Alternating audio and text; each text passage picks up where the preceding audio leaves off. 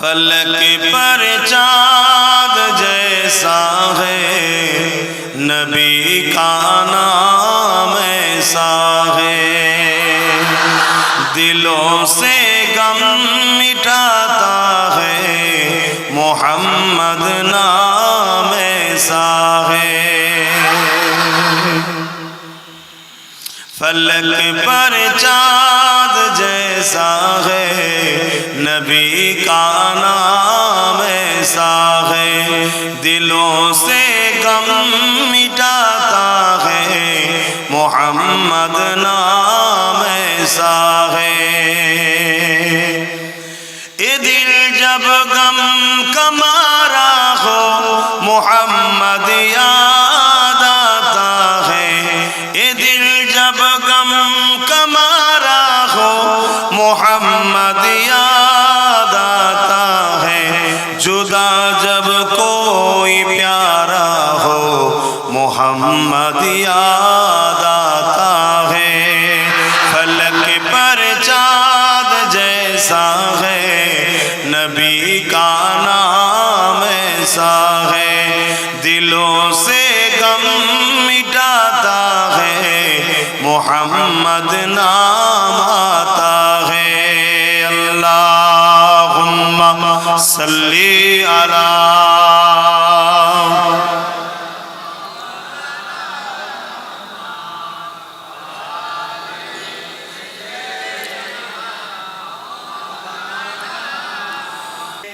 ए नौजवानेরা, আমার নবী পাক দুনিয়া জমিনে আগমন করেছিলেন কিভাবে?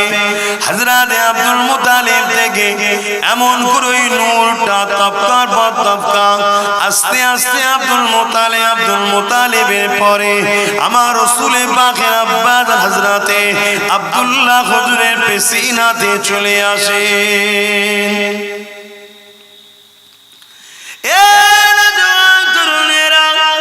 হযরত আব্দুল্লাহ হুজুরকে এমন সময় একদিন এক ইহুদি ঘরের কন্যা এমন করে যে আসমানি কিতাবের বড় জ্ঞান রাখে, সে হযরত আব্দুল্লাহ হুজুরকে দেখার পরে দাঁড় করিয়েছে।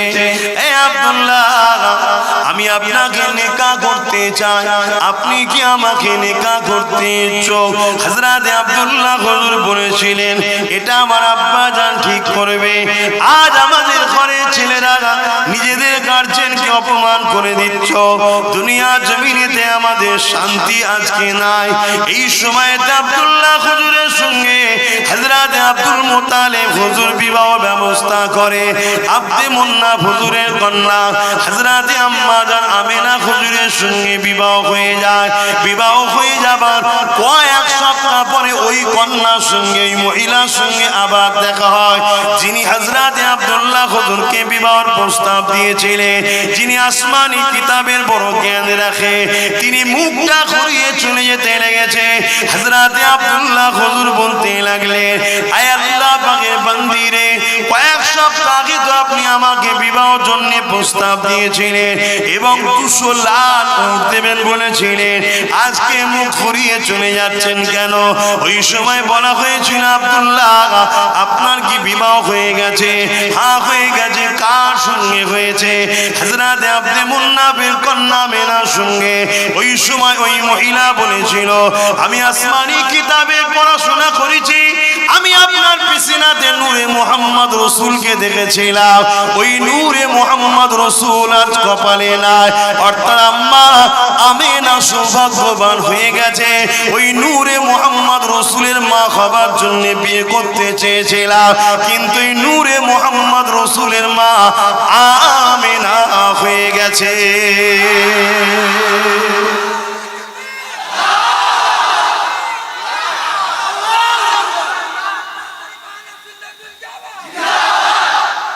তখন আমার রাসূল পাক সাল্লাল্লাহু আলাইহি ওয়াসাল্লাম আব্দুল্লাহ হুজুর থেকে আম্মা আমিনা হুজুরের পবিত্র রেহেমে মোবারকে চলে এসেছে।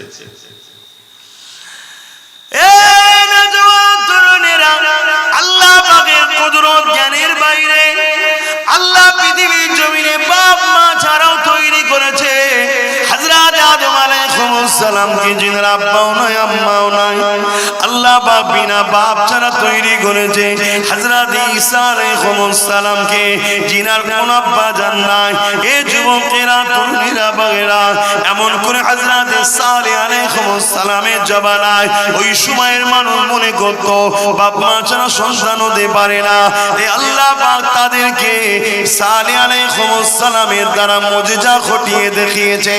এমন করে পাহাড়ের পাথরের ভেতর থেকে একটা উটনীকে আল্লাহ পাক সৃষ্টি করে দেখিয়েছে এবং সেই উটনী পাহাড়ের ভেতর থেকে বেরিয়ে এলো, পাথরের ভেতর থেকে বেরিয়ে এলো এবং তার পেটে সন্তানও ছিল। সন্তানটা প্রসব হলো, দুধ পান জনগণ করতে লাগলো। এ যুবকের আল্লাহ তো তিনি যিনি সব কিছু পারেন, তিনার ক্ষমতা রয়েছে। আমার নবী পাক সাল্লাল্লাহু আলাইহি ওয়াসাল্লাম এই কপাল মোবারক থেকে এইভাবে তবকার পর তবকা আস্তে আস্তে আম্মা জান আমিনা হুজুরের পবিত্র রহিমে চলে আসলো। 570 খ্রিস্টাব্দে 12 রবিউল আউয়াল সোমবার শুভে সাজেকের সময় দুনিয়ার জমিনে আমার নবী পাক আল্লাহ পাক পাঠিয়েছিলেন। আমার নবী যখন দুনিয়ার জমিনে তাশরীফ নিলেন, আম্মা আমিনা বলতে লেগেছে শুধু আমার ঘরটা নয়, মাগরিব থেকে মাসেরে পুরো পৃথিবীটা আমার রাসূলুল্লাহ নূরে নূরান্বিত আলোয় আলোকিত হয়ে যায়। আমার নবী পাক যখন এসেছিলেন পারস্য দেশেতে 1000 বছর ধরে একটা আগুনের কুণ্ড ছিল। পারস্যের মানুষেরা ওই আগুনের উপাসনা করত 1000 বছর ধরে। কি বর্ষা, কি ঠান্ডা, কি গ্রীষ্ম, কোনো সময়ের জন্য ওই আগুনকে তারা বন্ধ হতে দেয় না, তারা আগুনের উপাসনা করত। এমন করে আমার নবী পাক যেদিন দুনিয়ার জমিনে তাশরীফ এনেছিলেন 570 খ্রিস্টাব্দে 12 রবিউল আউয়ালে আমার নবী পাক তাশরীফ আনার বরকতে ওই পারস্যের 1000 বছরের আগুনটা দপ করে নিভিয়ে যায়। আমার নবী যখন এসেছিলেন পুরো মক্কার মানুষ ওই বছরে আল্লাহ সবার ঘরে পুত্র সন্তান, বেটা সন্তান দান করেছিলেন। অনেকে মিষ্টি বাটে না সন্তান হলে, বাটেন না, বাটেন না, খুশি। আল্লাহ তার বন্ধুকে পাঠিয়ে পুরো মক্কার ঘরে বেটা বেটে দিয়েছে। জোরে বলুন সুবহানাল্লাহ।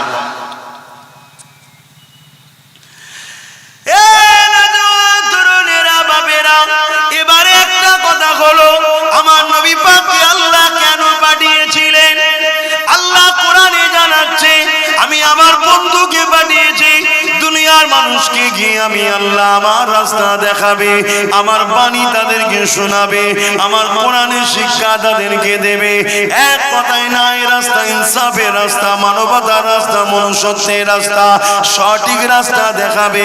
কেন আমার নবী আসার 500 বছর আগে একটা নবী এসেছিলেন হযরত ঈসা আলাইহিস সালাম। তিনি চলে যাবার পর আমার নবী পর্যন্ত 500 বছর কোন নবী রাসূল আসে না। এই না আসার দরুন পৃথিবীর মানুষেরা এত অন্ধকারে চলে গিয়েছিল, এত অশিক্ষিত হয়ে গিয়েছিল, এত জাহিল তৈরি হয়ে গিয়েছিল, এত অত্যাচারী হয়ে গিয়েছিল, নিজের হাতে তৈরি করে হাজার হাজার নকল খোদা তৈরি করে ফেলেছিল। এবং আল্লাহ পাকের পবিত্র ঘর কাবা শরীফের মতো জায়গাতে 360টা নকল খোদা তৈরি করেছিল। কারণ নাম দিয়েছিল লাত, উজ্জা, হুবল ইত্যাদি ইত্যাদি। অর্থাৎ কেউ পানির খোদা, কেউ রোদের খোদা, কেউ বিজনেসের খোদা, কেউ খাবার খোদা, কেউ বাঁচাবার খোদা, কেউ মারার খোদা।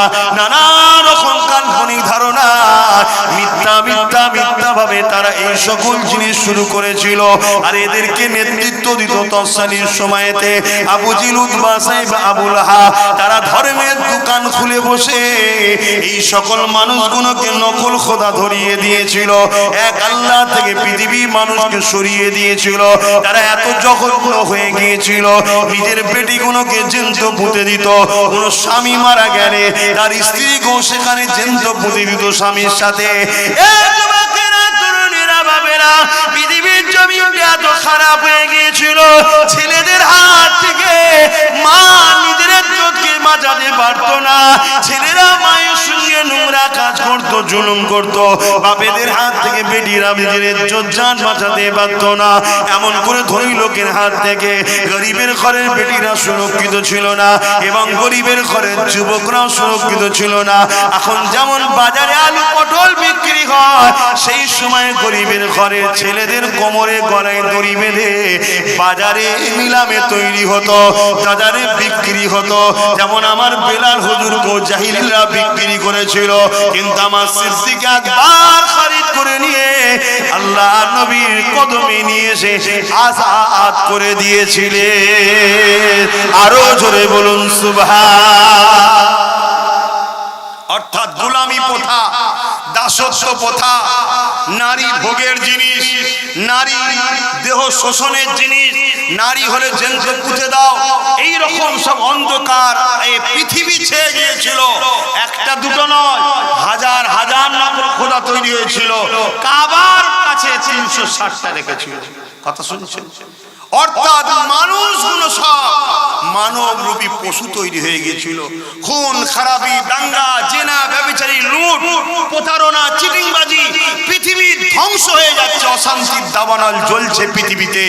এই অসভ্য বর্বর অত্যাচারী অসভ্য মানুষগুলোকে নাই সত্য ইনসাফ অর্থাৎ ইসলাম শান্তির রাস্তা দেখাবার জন্য আমার রাসূলকে আল্লাহ পাঠিয়েছিলেন। জোরে বলুন সুবহানাল্লাহ।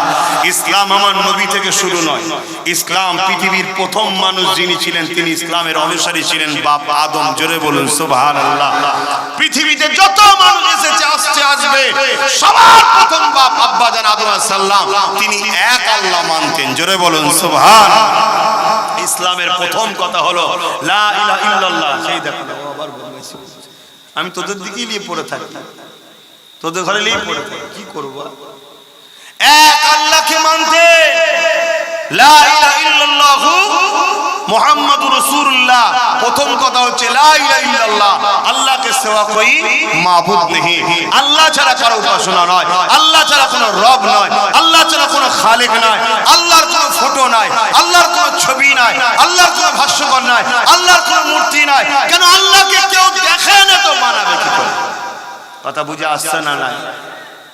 অতএব আমার রাসূল পাক সাল্লাল্লাহু আলাইহি সাল্লামকে পাঠানো হলো, যান মানুষগুলো ভুল রাস্তায় চলেছে, ওদেরকে সঠিক রাস্তা দেখান। সেজন্য আমার রাসূল এসেছিলেন।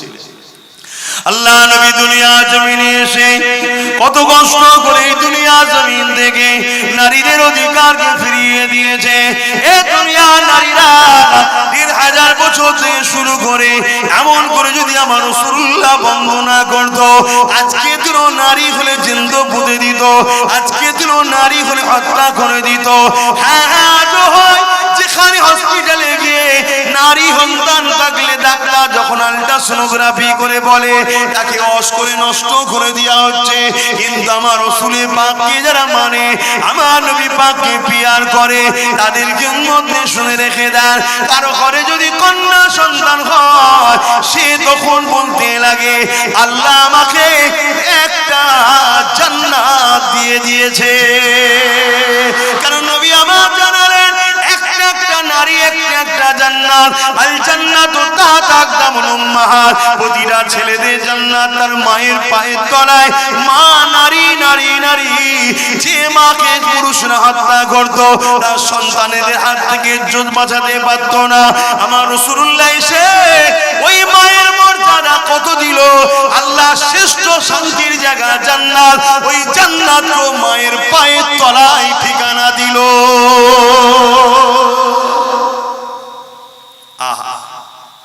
আমার নবী পাক সাল্লাল্লাহু আলাইহি ওয়াসাল্লাম যখন মানুষকে ন্যায় কথা বলে, ইনসাফ কথা বলে, গরিবের পক্ষে বলে, এতিমের পক্ষে বলে, বিধবার পক্ষে বলে, নারী হত্যা বন্ধ করার কথা বলে, যারা তৎকালীন সময় ধর্মের দোকান খুলে বসেছিল নারীকে ভোগ করার জন্য, শোষণ করার জন্য, আবু জেল, উতবা, সাইবা, তারা দেখল রে মুহাম্মদকে তো রুখতে হবে।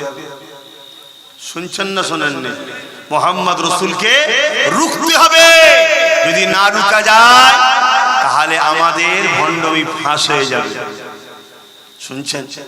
ভণ্ডমি ফাঁস হয়ে যাবে, লোক সত্য জেনে যাবে, ইনসাফ জেনে যাবে, ইনসানিয়াত জেনে যাবে, মানবতা জেনে যাবে, তারা সব মুহাম্মদ রাসূলের দিকে চলে যাবে। যেমনটা ভাবলো ঠিক তেমনটাই হলো। একটা একটা করে আমার নবী পাকের দিকে মানুষ যেতে লেগেছে।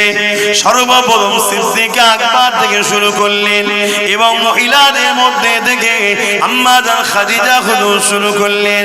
আর এমন করে হালকা বয়সের মধ্যে থেকে হযরতে মাওলানা আলী শের খোদা আমার রাসূলের দিকে চলে গেলেন। এই যুবকেরা তরুণেরা এইভাবে দলে দলে মানুষ আমার রাসূলুল্লাহ দিকে যেতে লাগলো। এমন করে ইনসানিয়াতের সমাজ প্রতিষ্ঠিত হতে শুরু করলো। নারীদের উপরে জুলুম বন্ধ করার কথা নবী বললে, এমন করে মানুষের উপরে ধোঁকা দিয়া প্রতারণা করা, অত্যাচার করা, জুলুম করা বন্ধ করার কথা আল্লাহ নবী মেসেজ শোনাতে লাগলে দলে দলে মানুষ আমার রাসূলুল্লাহ দিকে আসতে লেগেছে। এটা দেখে আবু জেহেল বড় চিন্তিত হয়ে গেল। মক্কা জমিনে একটা মেলা হতো, ওই মেলাটার নাম হলো ওকাজের মেলা। ওই ওকাজের মেলায় তামাম পৃথিবীর লোক আসতো আর নেতৃত্ব আবু জেহেল উতবা সাইবারা দিত। ওই নেতৃত্বরা কি করলো, প্রতিটা রাস্তার মোড়ে মোড়ে লোক বসিয়ে দিল, লোক দাঁড় করিয়ে দিল। যারাই বাইরে থেকে আসবে তাদেরকে জানিয়ে দেবে কেউ যেন মুহাম্মাদের কাছে না যায়, কেউ যেন মুহাম্মাদের কাছে যেন না যায়, কেননা মুহাম্মাদের কাছে গেলে মুহাম্মাদের দিকে তারা চলে যাবে। এ যুবকেরা তারা দাঁড়িয়ে গিয়ে মোড়ে মোড়ে মোড়ে দাঁড়িয়ে গিয়ে যারা দুনিয়ার বিভিন্ন জায়গা থেকে আসে তারাই বলতে লেগেছে মুহাম্মাদের কাছে যাবে না, মুহাম্মদ বলে একজন এসেছে তার কাছে যাবে না, সে আমাদেরই পরিবারেরই একটা সন্তান, মক্কারই ঘরের সন্তান, কিন্তু সে আজকে নবী দাবি করেছে, তার কাছে যাবে না, সে কিন্তু জাদুকর। উল্টো পাল্টা আমার নবী নিয়ে শোনাতে লেগেছে। কিন্তু যেই শোনে সেই তো ভাবে একবার চ দেখি কে দেখি কে।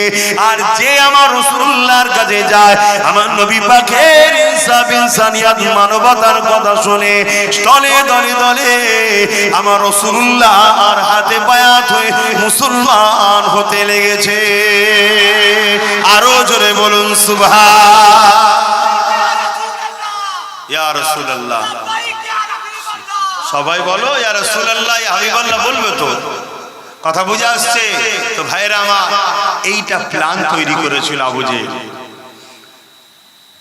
আজকের দিনের সঙ্গে মিলিয়ে দেখুন, সেদিন আবু জেহেল চেয়েছিল যারাই বাইরে থেকে আসছে তাদেরকে বুঝাও যে মুহাম্মদ জাদুকর, মুহাম্মদ আমাদেরকে ভুল বুঝাচ্ছে। কিন্তু আবু জেহেল চেয়েছিল আমার রাসূলুল্লাহর বদনাম করে রাসূলুল্লাহ থেকে মানুষের মুখকে ঘুরিয়ে দেব। কিন্তু উল্টো হয়ে গেল, যাকেই প্রচার করেছে সেই বলছে এক বচ্চা দেখি, এক বচ্চা দেখি, এক বচ্চা দেখি। দলে দলে দলে দলে যারাই গেছে সবাই কলেমা পড়ে রাসূলের গোলাম হয়েছে। জোরে বলুন সুবহানাল্লাহ। আজকের তারিখও বিশ্ব জুড়ে ধর্মের নামে যারা ভণ্ডামি করছে, নারী দেহ শোষণ করছে, ধর্মস্থানে ছোট্ট ছোট্ট বাচ্চাদেরকে রেখে তাদের শরীরকে লুটছে, মানুষকে গরু ছাগলের মতো বানামা বানিয়ে রেখেছে, তারা আজকে নিজেদের দোকানের খদ্দের টিকাতে গিয়ে আমার রাসূলুল্লাহ শানে নানা রকম ফিল্ম তৈরি করছে। কখনো রাসূলুল্লাহর পরিবার নিয়ে আলোচনা হচ্ছে, কখনো আমার নবী নিয়ে কটূক্তি করছে। আমি আপনাদেরকে জানিয়ে দিই, এরা আজকের আবু জেহেল, এরা যত আমার নবীর বিরুদ্ধে বলবে তত আজকে কিনা দলে দলে দলে দলে এদেরই ঘরের লোকেরা কলেমা পড়ে মুহাম্মদের গোলাম হতেই হবে।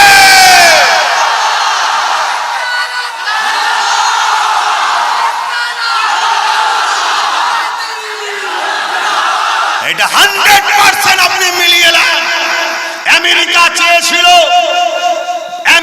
চেয়েছিল মুসলমান রাখবো না, বাইরে থেকে মুসলমানের ভিসাকে বন্ধ করে দিল, আমেরিকায় মুসলমান আসতে দেব না। আমেরিকা চেয়েছিল, আলহামদুলিল্লাহ সুম্মা আলহামদুলিল্লাহ, আমার আল্লাহর কুদরতের কাছে সবার চিন্তাধারা ফিউজ উড়ে যায়, সব ফিউজ উড়ে যাবে। আমেরিকা চেয়েছিল মুসলমান ঢুকতে দেব না, আমার আল্লাহ বাইরে থেকে কাউকে যেতে হবে না। আজকে সেই আমেরিকায় ডেলি হাজার হাজার যুব সমাজ মুসলমান হচ্ছে। জোরে বলুন সুবহানাল্লাহ। সব থেকে বড় বিষয় শুনে রেখে দেন যে বুশ ইসলামের কত বড় দুশমন ছিল, চেনেন না? চেনেন না? ওই বুশের কন্যা পর্যন্ত ইসলাম কবুল করে কোরআনের হাফেজাও হয়েছে। জোরে বলুন সুবহানাল্লাহ। আমরা শুনতাম আমেরিকা ইসলামের বিরোধী করে, আমরা শুনতাম ফ্রান্স হুজুরের সানে কাটুক তৈরি করে, আমরা শুনতাম অস্ট্রেলিয়া, ব্রাজিল, বিভিন্ন দেশ আমার হুজুরকে ইসলামকে কটূক্তি করে। আমাদের বড় কষ্ট হতো, কিন্তু আজ একেবারে ঘরের মধ্যে চলে এলো। আজ আমার ভারতবর্ষে কিছু মানবরূপী পশু বেরিয়েছে, তারা আমার কোরআনকে নিয়ে, আমার ইসলামকে নিয়ে, আমার রাসূলকে নিয়ে, আমার আল্লাহকে নিয়ে কটূক্তি করছে। অবশ্যই আমি আমার দায়িত্ব পালন করছি, তাই তাদেরকে মানবরূপী পশু ছাড়া দ্বিতীয় ভাবতে পারি না। কেন? আল্লাহর কোরআন জানাচ্ছে যারাই আমার হুজুরের সামনে গুস্তাখি করবে, সে দাড়ি রেখে হোক আর দাড়ি চেঁচে হোক, প্যান্ট শার্ট পরে হোক আর মাথায় টুপি চুপ্পা লাগিয়ে হোক, তাদের সম্বন্ধে কোরআন গাওয়া দিচ্ছে তারা জারজ সন্তান। কি সন্তান? জোরে বলুন, জোরে বলুন। যদি কারো বলতে ডাউট হয়, তাহলে আপনার কোরআনের উপরে ডাউট আছে। কোরআন আল্লাহর কথা, আপনার ঈমান গেছে। কথা মাথায় ঢুকছে না? ঢোকে না? অতএব ওলীদ বিন মুগীরা নাম শুনেন রে, আমার নবীর সামনে বিয়াদবি করেছিল। আয়াত নাজিল করে আল্লাহ জানিয়ে দিয়েছে, হাবিব 10টা গুণ আছে, তার মধ্যে শেষ গুণ হলো এ অবৈধ সন্তান। আল্লাহ নবীর যখন এই মেসেজ ছড়িয়ে গেল বাজারে, সবাই কানা খুশি হচ্ছে। ওলীদ বিন মুগীরার কানে চলে গেছে। ওলীদ বিন মুগীরা তার মায়ের কাছে গেছে, যে বলছে মুহাম্মদ আমাকে জারজ সন্তান বলছে। মুহাম্মদ তুমি তো বলে না, বললেন না সুবহানাল্লাহ। শয়তান হোক এটা জানে সত্য বলে, কিন্তু খদ্দের টিকিয়ে রাখতে হবে। ধান্দা তো বন্ধ হয়ে যাচ্ছে, হুজুরের দোকানে সব পালাচ্ছে। কথা মাথায় ঢুকছে না? ঢোকে না? এখানে বড় লোক, গরিব, ভিআইপি, আনভিআইপি ওসব কিছু নাই। পীর সাহেবের বেটা তো কি হয়েছে, চাষির বেটা যদি ইমাম হয়, পীর সাহেবের বেটাকে চাষির বেটার পিছনে দাঁড়িয়ে নামাজ পড়তে হবে। এর নাম ইসলাম। জোরে বলুন সুবহানাল্লাহ। হ্যাঁ, এখানে কোনো ভাও ভেদ নাই। কথা মাথায় ঢুকছে না? ঢোকে না? ওলীদ বিন মুগীরা সে জানে সত্য বলছে। কেন? মুহাম্মদ মিথ্যা বলে না। তারাই তো বলেছিল আলামিন। কারা বলেছিল? তারাই তো বলেছিল, আবু জেহেল, উতবা, সাইবা, এরাই তো বলেছিল মুহাম্মদ চির সত্যবাদী। জোরে বলুন সুবহানাল্লাহ। তো যাক, যারা বলার জন্য শুধু সুবহানাল্লাহ বলছি না, আমার আল্লাহর কুদরতের জন্য সুবহানাল্লাহ বলছি, যে আল্লাহ দুশমনের মুখ থেকেও হুজুরের সত্য বার করায়। জোরে বলুন সুবহানাল্লাহ। তো ভাইরা মা, তখন ও গিয়ে মাকে বলছে এটা বলো। তখন ওর মা বলছে মুহাম্মদ ভুল কিছু বলেনি, তোমার বাপ উপযুক্ত ছিল না, মুখ কালো করে তোমায় আমি দিয়েছি। এবার বাকিটা সব বুঝতে পেরেছেন।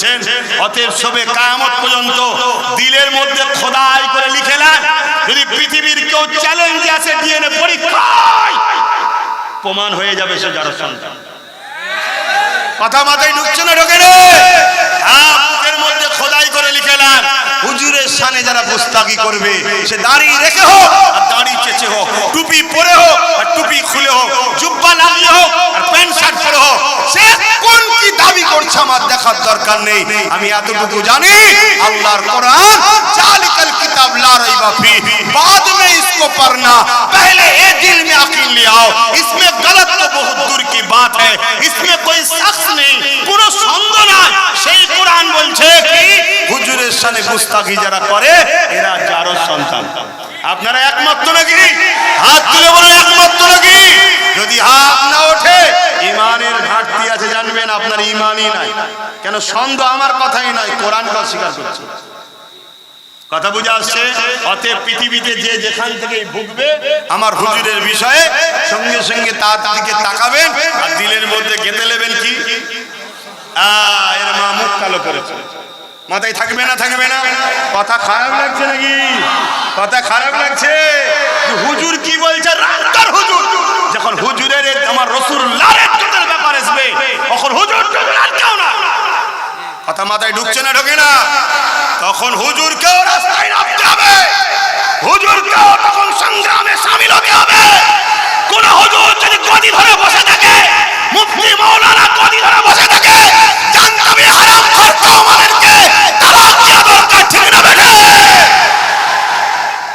হুজুরের মাকামের ব্যাপার চলছে এখানে। আজ পর্যন্ত আমার হুজুরের একটা কথাকে কোনো মায়ের লাল পয়দা হয়নি, মিথ্যা বানাতে পেরেছে। হুজুর যা বলেছে সব ঘটছে, যা দেখিয়েছে হুজুরের কথাতে। হুজুরের গোলাম আমি 3 বছর আগে যা ওয়াজ করেছি এখন তাই করি। হুজুরের গোলাম আমি, হুজুরের জুতো ধুলোরও উপযুক্ত নয়। আমার নবীর পাক সাল্লামের জুতা মুবারকের পায়ের তলায় ধুলো থাকে, বালি ধুলো, তারও উপযুক্ত আমি নয়। কেন হুজুরের ধুলো মুবারক আল্লাহর আরশে উঠার চান্স পেয়েছে। জোরে বলুন সুবহানাল্লাহ। ঠিক না বেঠিক? হ্যাঁ, তোমরা নিজেকে কত বড় ভিআইপি মনে করো জানি না, তবে আমি হুজুরের দরবারের একজন নগণ্য নকার, একজন চাকর। আমাকে যদি কেউ বলে হুজুরের আরেকটু পরিচয়, মুমিন মনিব ভক্ত হয় কুকুর, হুজুরের দরবারে যদি কুকুর মনে করো আমি নিজেকে ধন্য মনে করব। হয়তো কারো মাথায় ঢুকতে পারে, শয়তান যদি কারো মাথায় দিয়ে রাখে ঢুকতে পারে, আরে কুকুর তো নাপাক জন্তু, আপনি আশরাফুল মখলুকাত। আরে কোরআনই বলেছে মানুষ 2 শ্রেণীর, একটা হলো আশরাফুল মখলুকাত আর একটা হলো চতুষ্পদ জন্তুর থেকেও নিকৃষ্ট। বলেছে না বলেন?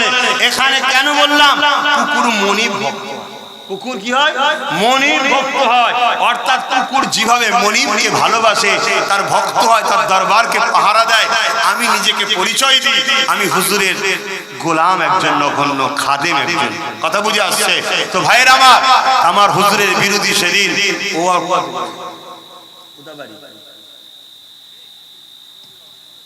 তুই এই এসেছিস, তুই এই এলি, ওখান থেকে ফটো তুলে দেখে নিলি। হাসছো কেন? হাসার তোমরা খুব বেড়ে গেছো, মেরে ফেলবে খোদা তোমাদের ঘরে। কথা বুঝে আসছে? কোনো প্রয়োজন নেই আল্লাহ। আমার হুজুরের জন্য তোমাদেরকে আল্লাহর কোনো প্রয়োজন নেই, আমার আল্লাহ যথেষ্ট। কথা বুঝে আসছে? খুব বার বেড়েছো তোমরা, লজ্জা লাগে না? হাসি বেরোয়। আজকে সমাজে কি ঘটছে? তোমার মসজিদ নিরাপদ নেই, তোমার মাদ্রাসা নিরাপদ নেই, তোমার বাপ দাদার কবরকে তুলে নিয়ে যে প্রমোটিং হচ্ছে, তার উপরে ড্যান্স হবে, নাচ হবে, বার হবে, রেপ হবে, আর তোমার মুখে হাসি বেরোচ্ছে। হ্যাঁ, শরম করো, লজ্জা করো, পরিবর্তন হও। আর আমার কম, তোমরা বিক্রি হয়েও না। সামান্য পয়সার জন্য তোমরা নিজেকে বিক্রি করে ফেলছো, আর বিক্রি করে গিয়ে এমন সব শয়তানগুলোকে সব তোমরা দাঁড় করাচ্ছ, ক্ষমতায় আনছো। কোন শয়তানের মুখে কথা নেই যে এটা সংবিধান বিরোধী কাজ হচ্ছে আমার দেশে। তুই ধর্মে যদি নাও হোস, তুই যদি ধর্মে নাও হোস, এটা তো সংবিধান বিরোধী কাজ। সংবিধান কাউকে রাইট দেয়নি কারো ধর্মের উপর আঘাত দিবার। আমাদের মুখ নয়, কিন্তু আমরা কখনো কোনো ধর্ম, কোনো কারো ভাবাবেগে আঘাত দিয়েছি? কেন দিই না? কেন এটা আমার সংবিধান আমাকে রাইট দেয়নি। দেশকে ভালোবাসি আর দেশের আইনকে ভালোবাসবো না মানে কিসের ভালোবাসা? কিন্তু দুঃখের বিষয় আমরা সব বাঁশ দিয়ে ঠেকো করে তাদেরকে তুলছি যারা সামনে আমাদের কাছে সেকুলার সেজে আসে, শুধু আমাদেরকে লুটবে বলে, নেবে বলে, আর ভেতরে ভেতরে হাওয়া দেয় চালিয়ে যা, আমরা তো আছি, আমরা তো আছি, তোদের কিচ্ছু হবে না, চালিয়ে যা। এই সাহসগুলো পাই কি করে? এই মানবপ্রেমী পশুগুলো সাহস পাই কি করে? তোমার আমার গাফলতির জন্য আজকে মসজিদ গুলো বেউজ্জতি হচ্ছে, মসজিদের সামনে বাদন নাচ হচ্ছে, বাদন নাচ। কেন? এই যুবক সমাজদের জন্য। সব নাচের গুলো তোমরা, সব থেকে বড় কালপিট বদমাইশ আমার কওমের যুবক সমাজ। খারাপ লাগছে, গায়ে লাগছে। আজকে মসজিদ গুলো দেখো, 50-60টা বুড়া ছাড়া মসজিদে পাওয়া যায় না কাউকে। যদি প্রত্যেকটা মসজিদে 500,000 করে যুবক ছেলে যাতায়াত থাকতো, কোন মাদারের সাহস ছিল না মসজিদের সামনে নাচানাচি করার। কেন জানে মসজিদে 1000টা যুবক আছে। এখনো সময় আছে, সুধরে যাও, তওবা করো, এই দুনিয়ার রং তামাশা ছাড়ো। তোমাদেরকে সব খেলনা দিয়ে ঘুম পড়িয়ে রেখে তোমার পিছন থেকে সব কিছু লুটে নেওয়া হচ্ছে। তোমার হুঁশি নাই, তোমার অস্তিত্ব মিটে যাবে, তোমার অস্তিত্ব মিটে যাবে। আমি বলেছিলাম এমন একটা দিন আসবে তোদের অস্তিত্ব মিটে যাবে। তো ভাইরা আমার, আজকে তুমি মনে করছো ফ্রিতে কিছু পেয়ে গেছে, আমি খুব খুশি। মনে রেখে দেবে তোমার এই ফ্রিতে অনেক বড় খিসারত দিতে হবে। যে কোনো ফ্রি জিনিস তুমি যদি ভোগ করো, অনেক বড় খিসারত দিতে হবে। কেউ যদি ফ্রিতে তেল পায়, ব্যবহার করো, টাক পড়ে যাবে। কেউ যদি ফ্রিতে খাবার পায়, সেটাকে খাও, পেট খারাপ হবে। জানবে কেউ তোমাকে দিচ্ছে এমনি নয়, সেটা তার প্রয়োজন নাই, বা তার বিনিময়ে তোমার থেকে কিছু নিতে চাইছে। এটা তুমি মাথায় রেখে দেবে। আমার কথায় কষ্ট হচ্ছে যুব সমাজের, এটা কি দুঃখ নয়? দুঃখ নয় যে নবী সারা জীবন তোমার আমার জন্য কেঁদেছে, আজও রওজা মুবারকে কাঁদছে। বিশ্বাস আছে না? না। আবার আমার সমাজে একদল দাড়িওয়ালা টুপিওয়ালা বাঁদর বেরিয়েছে যারা নবীকে মরা বলছে। প্রথম এই শয়তানগুলোই আমাদের লেবাসধারী কিছু শয়তান প্রথমগুলোই তারাই প্রথম হাওয়াটা তোলে নবী মরা। কথা বুঝে আসছে? নবী মরা নাউজুবিল্লাহ বলে এই অসুবিধা হচ্ছে নাকি? নবী মরা প্রথম এরা শুরু করে তো, আর এইটাকে যখন অন্য কোন ভূত আবার বলা শুরু করে তখন আবার আমরা হই হই করি। আমি তো দেখছি কিছু লোক আন্দোলন করছে, যারা আমার হুজুরের সামনে বিয়াদবি করে রেখেছে তারা নিজেরাই তারা আজকে আন্দোলন করছে। ঠিক কেমন জানে? চোর চুরি করতে ঢুকেছে আর চোর ধরা পড়ে গেছে, মানে লোক চোর চোর করে চিল্লে উঠেছে, চোর ছুটে বেরিয়ে ওই পাড়ার ভিড়ের মধ্যে ঢুকে গিয়ে বলছে চোর ধরো চোর ধরো চোর ধরো চোর ধরো। কথা বুঝে আসছে? এরকম কিছু মুনাফিক আমাদের কওমে আছে। সব দোষ কিন্তু আমার কওমের একদল লোকেদের জন্য। আমি সবাইকে দোষ করব, আর আমাদেরও দোষ আছে, আমরা সেগুলোকে চিনতে পারছি না, সেগুলোকে চিনার চেষ্টা করি। আরে নবী আমার এমন কোন দিন যায়নি তোমাকে আমাকে আল্লাহ চিনাবে বলে, তোমাকে আমাকে ইনসাফের সমাজ দেবে বলে, তোমার আমার মা বোনগুলোর ইজ্জত বাঁচাবে বলে, পৃথিবীর নারীদের সম্মান দেবে বলে, মায়ের মর্যাদা ফিরিয়ে দেবে বলে, বাপের মর্যাদা ফিরিয়ে দেবে বলে। এ যুবকেরা, তোমার বাপ মা তোমাকে যে ভালোবাসে এর 1000 বছর আগে প্রথা ছিল না, যাদের সন্তানদিগকে বাপ মা মহব্বত করে, এই চেষ্টায় নবী আমার কত কষ্ট করেছে। আল্লাহ নবী কষ্ট করার জন্য, আল্লাহ নবী দ্বীনের মেসেজ দেওয়ার জন্য, আল্লাহ নবী ইনসাফের কথা বলার জন্য, আল্লাহ নবী ইনসানিয়াতের কথা বলার জন্য, আল্লাহ নবী মানবতার কথা বলার জন্য, আল্লাহ নবী সৎ কথা বলার জন্য, আল্লাহ নবী গরিবের পক্ষে দাঁড়ানোর জন্য, আল্লাহ নবী বিধবার পক্ষে দাঁড়াবার জন্য, আল্লাহ নবী এতিমের পক্ষে দাঁড়াবার জন্য। তখনকার ধর্ম ব্যবসায়ী আবু জেহেল উতবা সাইবা আমার নবী পাকের উপরে কত জুলুম করেছে।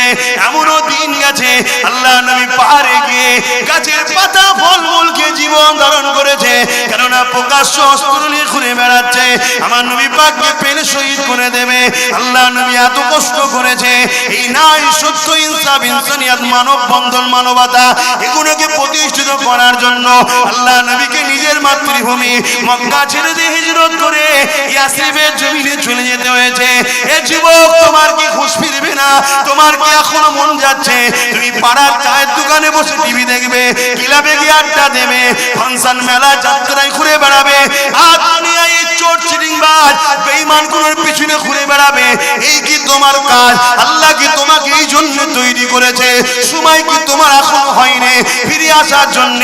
এই সমাজের নারীরা আবার জুলুম হচ্ছে, হসপিটালের ডাক্তারও আজ নিরাপদে নয়, সে রেপ হয়ে গেছে কতদিন, আজও তার পেছন নাই।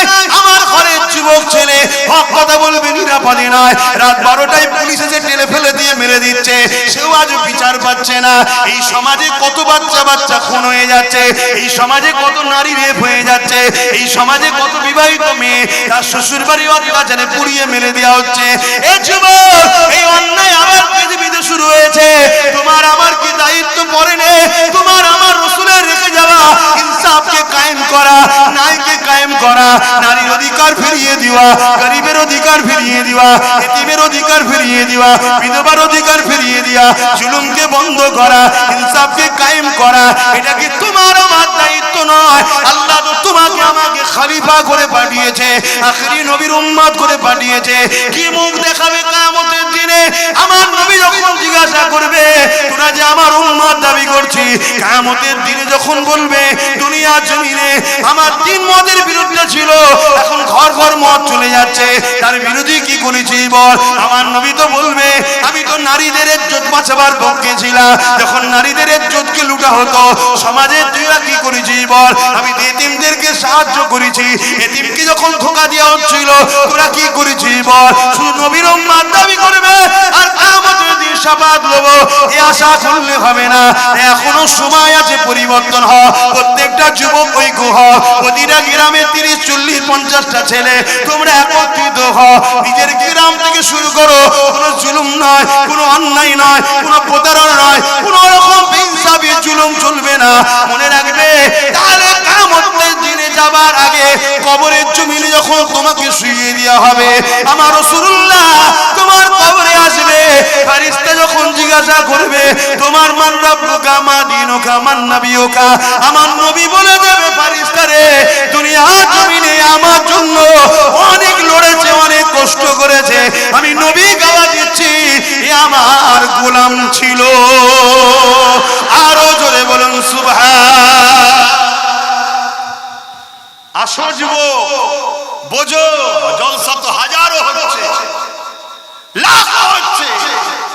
এ সমাজে মদ বন্ধ হয়েছে, জুয়া বন্ধ হয়েছে, জুলুম বন্ধ হয়েছে, মসজিদ মাদ্রাসার টাকা ঝেড়ে খাওয়া বন্ধ হয়েছে।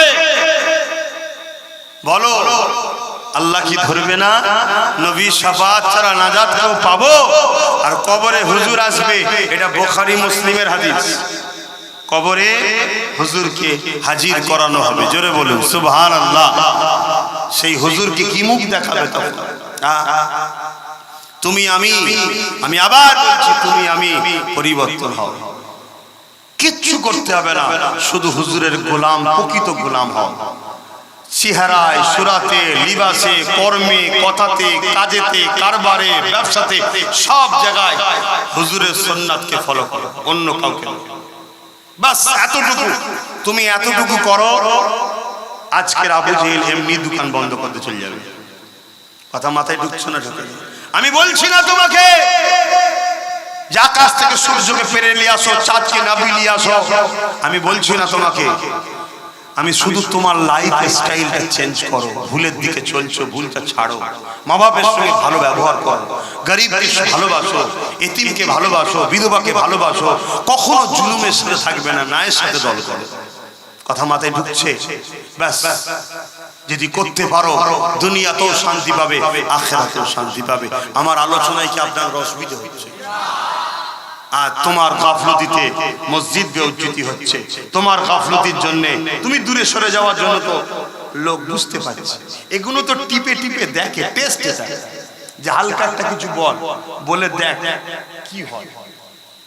তোমার আমার দূরে সরে যাওয়ার জন্য কোরআনে কেলি আজকে অপমান করা হচ্ছে। কোরআনের সামনে এমন কিছু কিছু কথা বলছে যে কথাগুলো কোনো মানুষ বলে না, পাগল হলে বলে বা জানোয়ার হলে বলে, সেসব কথাবার্তা বলছে। এই হচ্ছে না, হয় না? আল্লাহকে নিয়ে ছোট বড় কথা বলছে। সোশ্যাল মিডিয়া দেখেন কি হচ্ছে, আমার রাসূলুল্লাহকে নিয়ে হচ্ছে। এসব কারণ কি? এর জন্য দোষী কারা? কথা বলো, কথা বলো। স্বীকার করতে অসুবিধা হচ্ছে, এর জন্য দোষী কারা? আমরা। হযরত আবু বকর সিদ্দিক যখন খলিফা হলেন, হযরত আবু বকর যখন খলিফা হলেন, আল্লাহ নবী চলে যাবার পর মুসাইলামাতুল কাজ্জাব নামে একজন খাতমে নবুয়াতের বিরোধী করলো। আমার নবী পাকের সঙ্গে শানে বিয়াদবি করলো। আমার নবী তখন দুনিয়া থেকে পর্দা নিয়ে আখিরাতের রাস্তায় রওনা দিয়েছে। হযরত আবু বকর সিদ্দিক এমন করে খলিফা হয়েছে, দায়িত্ব ভার নিয়েছে। হযরত আবু বকর সিদ্দিক মদিনা নববী শরীফে সবাইকে ডেকে নিয়ে সাহাবাদেরকে আলোচনা করতে লাগলে, হে নবী সাহাবারা, এমন করে মুসাইলামাতুল কাজ্জাব আমার নবী পাকের খাতমে নবুয়াতের বিরোধী করেছে, কি করা যেতে পারে? সমস্ত সাহাবারা বলেছিলেন, হে আবু বকর, আপনাকে আমরা খলিফা বলে মেনে নিয়েছি, লিডার, নেতা, ইমাম বলে মেনে নিয়েছি। আপনি যা রায় দেবেন ওটাই হলো আমাদের রায়। হ্যাঁ হ্যাঁ বলে দেবো। হযরত আবু বকর বললেন, এর প্রতিশোধ নিতে হবে। 90,000 মুসাইলামাতুল কাজ্জাব তৎকালীন সময়ে সৈন্য টিম তৈরি করেছিল। যুবকদের মাথা খেয়ে খেয়ে অর্থ দিয়ে দিয়ে 90,000-এর টিম তৈরি করেছে। হযরত আবু বকর সিদ্দিক ওই জাহান্নামী কুকুর মুসাইলামাতুল কাজ্জাবের বিরুদ্ধে 10,000 সাহাবীদের যুবকদের নিয়ে তার বিরুদ্ধে সংগ্রামে নেমে পড়ল। হযরত আবু বকর সিদ্দিকের নেতৃত্বে যুবক সাহাবারা বুকে তাজা খুন ঢেলে দিয়ে মুসাইলামাতুল কাজ্জাব এবং তার জাহান্নাম বাহিনীদিগকে জাহান্নামে পাঠিয়ে দিয়ে আমার নবী পাকের খাতমে নবুয়াতের ঝান্ডাকে তুলে ধরলে। আরো জোরে বলুন সুবহান। মুক্তি তো হবে, হবে না? মরবে না? কি গো যুবকরা, মরবে না? কবে মরবে জানো? কালকে তো সূর্য উঠবে, তুমি তো না উঠতে পারো। কালকে সূর্য উঠবে, আমি তো না উঠতে পারি। মরণটা যেন হুজুরের জন্য, মরণটা যেন আল্লাহর জন্য হয়, দিনের জন্য হয়, হকের জন্য হয়, তাহলে কামিয়াবি। জান বেরোবার আগে জান্নাতের নকশা দেখে নেবে। জোরে বলুন সুবহানাল্লাহ। কথা বুঝে আসছে? হ্যাঁ। তাহলে মুসাইলামাতুল কাজ্জাব বিয়াদবি করেছে, সিদ্দিক আকবর কি করতে হবে দেখিয়ে দিয়েছে। কথা মাথায় ঢুকছে তো ভাইরা আমার? খুব ঠান্ডা মাথায় বুঝুন। আল্লাহ নবী, নূর নবী, দয়ার নবীর উপরে হযরত ইমামে মালিক হুজুর, নাম শুনেছেন? ইমামে মালিক হুজুর, তিনাকে একজন জিজ্ঞেস করছে, যদি কেউ নবীর শানে গোস্তাকি করে আমাদের কি করা দরকার? ইমাম মালিক হুজুর বলছে প্রতিশোধ নিতে হবে। বলুন সুবহানাল্লাহ। তখন সে জিজ্ঞেস করছে, যদি প্রতিশোধ নিতে না পারে? ইমাম মালিক হুজুর বলছে, তার বেঁচে থেকে লাভ নেই, মরে যাওয়া ভালো। শুনছেন? আর একটা ফতোয়া শুনে নেন। হুজুরের শানে গোস্তাকি হবে, যদি তার প্রতিবাদ না হয় তার মধ্যে ঈমানও নাই। শুনছেন না শোনেন না? যদি সেই গোস্তাকি তোমার হুজুর করে তাও প্রতিবাদ, কেন হুজুরের ওপর আমার নূর নবী, ঠিক না বেঠিক গো? গোস্তাকি যদি তোমার ইমাম করে তাও প্রতিবাদ, গোস্তাকি তোমার মুফতি করে প্রতিবাদ, গোস্তাকি যদি তোমার লিডার করে, নেতা করে, কি হবে? প্রতিবাদ করবেন না? যদি না করে তাহলে কি নেই? ঈমান নেই। আর যার ঈমান নেই, চতুষ্পদ যন্ত্র থেকেও নিকৃষ্ট। কথা মাথায় ঢুকলো? তাহলে আব্বাস সিদ্দিকী কি আলোচনা করছে বুঝছেন না? বোঝেন না? আপনাদের কষ্ট হচ্ছে? কষ্ট হচ্ছে? তাহলে সকলে একটু হাত তুলে আমার সঙ্গে আমি লাব্বাইক বলবো, আপনারা ইয়া রাসূলুল্লাহ বলো, যে আমরা হাজির আছি হুজুরের জন্য, তাই তো নাকি? লাব্বাইক লাব্বাইক লাব্বাইক লাব্বাইক লাব্বাইক।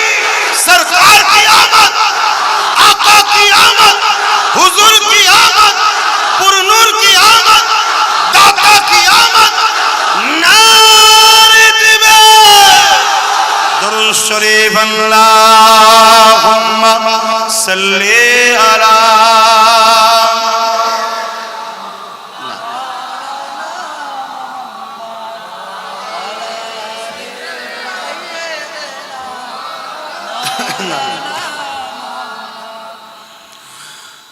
रहमत बरस रही है दरबार मुस्तफा में,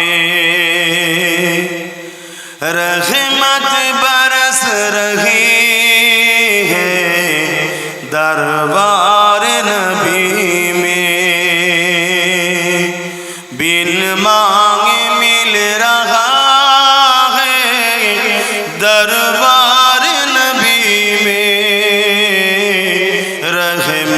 बरस रही है दरबार नबी में।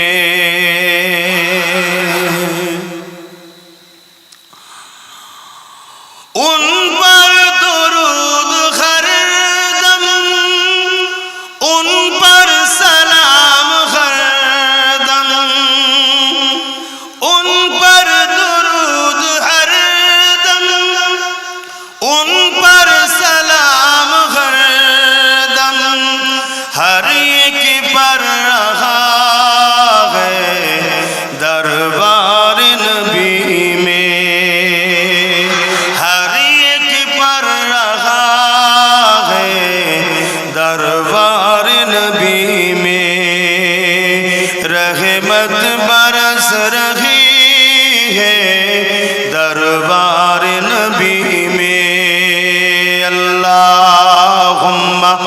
সাল্লি আলা।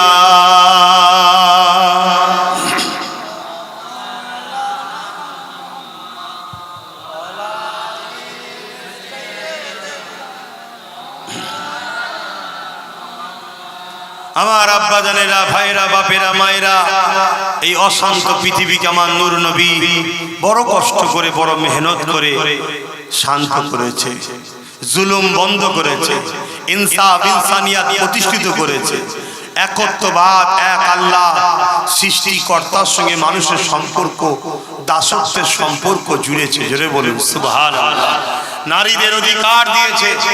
আল্লাহ নবী বলছে, কোন ঘরে যদি কন্যা সন্তান হয়, একটা দুটো তিনটে পর পর ওই বাপ যদি 3 সন্তানকে মানুষ করে বিবাহ দিয়ে দেয়, ওই 3 কন্যার বাবা আর আমি রাসূলুল্লাহ আল্লাহর জান্নাতে পাশাপাশি থাকবো। জোরে বলুন সুবহানাল্লাহ। যেখানে নারী অবহেলিত, লাঞ্ছিত, অপমানিত আজকেও হচ্ছে, কথা বুঝছে, সেখানে আমার রাসূল নারীদেরকে এত সম্মান দিয়েছে, এত ইজ্জত দিয়েছে, এত পিয়ার করেছে। আজকে সেই পৃথিবীর জমিনে নতুন করে আবার কিছু মানুষ আমার রাসূল পাক সাল্লাল্লাহু আলাইহি সাল্লামের সম্বন্ধে কটু কথা বলছে, নোংরা কথা বলছে। কারণ কি? কারণ একটা, যেটা আবু জেহেলের কারণ ছিল। কি কারণ ছিল? তার থেকে সব খদ্দের চলে যাচ্ছে। জানেন তো নাকি আজকের তারিখে ব্রিটেনের জমিনে সব থেকে প্রিয় নাম হলো মুহাম্মাদুর রাসূল। জোরে বলুন সুবহানাল্লাহ। পৃথিবীর দিকেই তাকাবেন, দলে দলে দলে দলে দলে দলে মানুষ, শিক্ষিত সমাজ বিশেষ করে হাই এডুকেটেড, হাই লেভেলের মানুষ, তারা আজকে দলে দলে দলে দলে, দুনিয়া তো হাতের মুঠোর মধ্যে, গুগলে সার্চ করে আমার নবীর লাইফ স্টাইল, জীবনী দেখছে, দেখে তারা আমার রাসূলের উপরে রিসার্চ করে তারা আমার নবী দ্বীন ইসলামকে কবুল করে কলেমা পড়ে মুসলমান হয়ে যাচ্ছে। জোরে বলুন সুবহানাল্লাহ। তাই কিছু করতে না পেরে আমার নবীর নামে মিথ্যা মিথ্যা ইলজাম দেবার চেষ্টা করছে কিছু মানবরূপী পশু আছে না। আজকে নতুন করে গজাচ্ছে না, গজাই না, পৃথিবী জুড়ে হচ্ছে। কথা বুঝে আসছে? আর এই মানবরূপী পশুদেরকে উপযুক্ত শিক্ষা দিতে গেলে আইনের পাওয়ার দরকার। কি দরকার? আইনের পাওয়ার দরকার। কিন্তু আইনের পাওয়ার তো বাপ আমাদের হাতে নাই। সব তো বিক্রি করে দিয়েছো, 500 টাকায়, 1000 টাকায়, 1 কিলো তেলেতে, 500 আলুতে বিক্রি করেছেন না করে? তাহলে এর জবাব দিতে হবে না আল্লাহর কাছে, যে আল্লাহ তোকে একটা পাওয়ার দিল, সেই পাওয়ারটা কোন জায়গায় ইউজ করলি? জবাব নেবে না, নেবে না? এই অসুবিধা হয় বলুন, দোয়া করে দিচ্ছি, কথা বলবেন না। কথা বলছেন কেন? মন দিয়ে শোনো, নাই কাল খাবার ভুল বুঝাবে না। কেন? আমার ঘরে তো ছাড় পোকা, কেঁতাই যদি ছাড় পোকা থাকে, সে কেঁতা কখনো আরামের সাথে নিয়ে শোয়া যায় না। আমার কওমের মধ্যে তো ছাড় পোকা ঢুকে গেছে, আছে না? না, নবীকে আমাদের মতো মানুষ বলে না, বলে না, মরে গেছে বলে না, বলে না, শাফাআত করতে পারবে না বলে না, বলে না, নবীও ভুলে যায় এ কথা বলে না, বলে না। আবার বলে নবী পাক সাল্লাল্লাহু আলাইহি সাল্লাম নাকি আনপা, নিরক্ষর ছিল, পড়াশোনা জানতো না, মূর্খ ছিল। নাউজুবিল্লাহ বলে। কেউ যদি ভাবে, একবার চিন্তা করে এই কথাটা শুনে, তাই নাকি সঙ্গে সঙ্গে ঈমান চলে যায়। কে? আমাদেরই সব বলছে। তা কালকে যদি কেউ বলে যে মুসলমানদের নবী অশিক্ষিত ছিল, তখন তো আবার আমরা রাস্তায় নামবো, এই কেন বললি? কিন্তু তোর ঘরের শয়তান যে আগে বলতো, তার জন্য কি করলি? কথা বুঝছেন না? বুঝলেন? আমার অসুবিধা হচ্ছে, আমায় দাওয়াত করবেন না ভাই, আল্লাহকে সাক্ষী রেখে দিয়েছি। আর যদি লিয়ে আসেন তাহলে নবী নবী করবো, শুনতে হবে। কেন? আমি আল্লাহ পেয়েছি, আল্লাহ পেয়েছি হুজুরের ওসিলায়। জোরে বলুন সুবহানাল্লাহ। এবং আল্লাহ আমাকে শিখিয়েছে হুজুরের সম্মান কতটা। সূরা ইখলাস চেনেন আপনারা? সবাই জানেন, তাই না? যাকে বলা হয় সূরা তাওহীদ। কি বলা হয়? ওই সূরাটাকে বলা হয় সূরা তাওহীদ। তাওহীদ মানে একত্ববাদ, এক আল্লাহ। অর্থাৎ মক্কার মুশরিকরা জিজ্ঞেস করল, আমার নবী যখন বলল লা ইলাহা ইল্লাল্লাহ, আল্লাহকে সেবা কোই ইলাহ নাই, তখন মক্কার মুশরিকরা জিজ্ঞেস করছে মুহাম্মদ আল্লাহ কে? সাল্লাল্লাহু আলাইহি ওয়াসাল্লাম আল্লাহ কে? তখন আমার আল্লাহ বলছেন হু আল্লাহু আহাদ। এরকম বলেছে না? কুল হু আল্লাহু বলেছে, কুল হু আল্লাহু আহাদ। হাবিব আপনি বলুন আল্লাহ তিনি যিনি এক। আল্লাহুস সামাদ, হাবিব বলুন আল্লাহ তিনি যিনি কারো মুখাপেক্ষী নয়। লাম ইয়ালিদ ওয়া লাম ইউলাদ, আল্লাহ তিনি যিনি কারো থেকে সৃষ্টি নয়, তিনার থেকে কেউ সৃষ্টি, অর্থাৎ স্ত্রী সন্তান নাই। ওয়া লাম ইয়াকুল লাহু কুফুয়ান আহাদ, আল্লাহ যিনি এক অদ্বিতীয়, তিনার সমকক্ষ কেউ নেই। তিনি কে? আল্লাহ। আমি বলতে চাইছি তাহলে আল্লাহর সংজ্ঞা হলো সূরা ইখলাস। তাওহীদ একত্ববাদের প্রমাণ দিচ্ছে সূরা ইখলাস। এই সূরা ইখলাসটাও শুরু করছে দেখুন রিসালাত দিয়ে। কুলটা কিন্তু তাওহীদ নয়, কুলটা রাসূল। হাবিব আপনি বলুন। তাহলে আমার আল্লাহ তো কুল বাদ দিয়ে বলতে পারতেন না? পারতেন না? আল্লাহ তো বলতে পারতেন হু আল্লাহু আহাদ। হাবিব বলে দিন আল্লাহ তিনি যিনি এক। পারতেন না? পারতেন না? কিন্তু আল্লাহ আমাদের শিক্ষা দিচ্ছে আমি আল্লাহ হয়ে, খালেক হয়ে আমি পারি পৃথিবীর সবার হৃদয়ে আমার দাসত্ব, আমার একত্ববাদের, আমার কলেমা, আমার একত্ববাদের, আমি আল্লাহ, আমার প্রেম সবার হৃদয়ে আমি ঢুকিয়ে দিতে পারি। ক্ষমতা আল্লাহর আছে না? না। কিন্তু আমি আল্লাহ হয়ে ক্ষমতা থাকার পরও আমি তোদের সঙ্গে নবীর মাধ্যম ছাড়া কথা বলাকে পছন্দ করছি না। জোরে বলুন সুবহানাল্লাহ। অতএব আমার হাবিবের গুরুত্ব কতটা আল্লাহ বাড়াচ্ছে দেখুন, যে আমার হাবিব ছাড়া তোরা আমাকে পাবি না। তাই তো আল্লাহ বলছে আমি তোদের সারগের থেকেও কাছে আছি, আর আমার নবীকে আল্লাহ বলছে জানের থেকেও কাছে আছে। জোরে বলুন সুবহানাল্লাহ। সারগ বেশি কাছে না জান বেশি কাছে? আল্লাহই তো ঠেলে দিচ্ছে, কেন এইটা ধরলে ইনি তোদেরকে আমার উপযুক্ত বান্দা বানাবে। জোরে বলুন সুবহানাল্লাহ। আর ইনাকে না ধরলে বানাবেটা কে? কেন আমি আল্লাহ, এটা আমার তাওহীদ বা আমার শানের খিলাফ যে আমি ডাইরেক্ট বান্দার সঙ্গে কথা বলি না, আমি যার সঙ্গে কথা বলবো সে তো নবী হবে। জোরে বলুন সুবহানাল্লাহ। কিন্তু আজ আমাদের সমাজে কিছু লোক নবীকে বাদ দিতে চাইছে না, চাই না। এটা একটা প্ল্যান। কেন এটা করতে চাইছে ছোট্ট করে শুনে নেন। একটাই কারণ, দুনিয়া দেখেছে বা দেখছে না এদের চাকরি আছে, না ঠিকমতো শিক্ষার সুযোগ আছে, না ঠিকমতো ব্যবসা আছে, না ঠিকমতো সরকারি পদ আছে, না ঠিকমতো রাজ ক্ষমতা আছে, না ঠিকমতো কোনো আওতা আছে। কোনো জায়গা ঠিকমতো না থাকার পরও পৃথিবী আমাদেরকে হাজার বার মিটাতে চেয়েছে। যারা মিটাতে চেয়েছে তারা মিটে গেছে, আমাদের মিটাতে পারেনি। আরে চেঙ্গিস খান কত বড় আতঙ্কের নাম, 1 কোটির উপরে মানুষ মেরেছিল। সেই চেঙ্গিস খান আমাদের মিটাতে চেয়েছে, সে মিটে গেছে। আমরা 200 কোটি আছি। বলুন সুবহানাল্লাহ। হালাকু খান আমাদেরকে মেরে মেরে মেরে মেরে দাজলা নদীর পানি লাল করে দিয়েছিল রক্তে, আমাদের রক্তে, সে মিটে গেছে। আজও আমরা 200 কোটি আছি। জোরে বলুন সুবহানাল্লাহ। যুগে যুগে যারাই আমাদেরকে মিটাতে চেয়েছে তারা মিটে গেছে, আমাদেরকে মিটাতে পারেনি।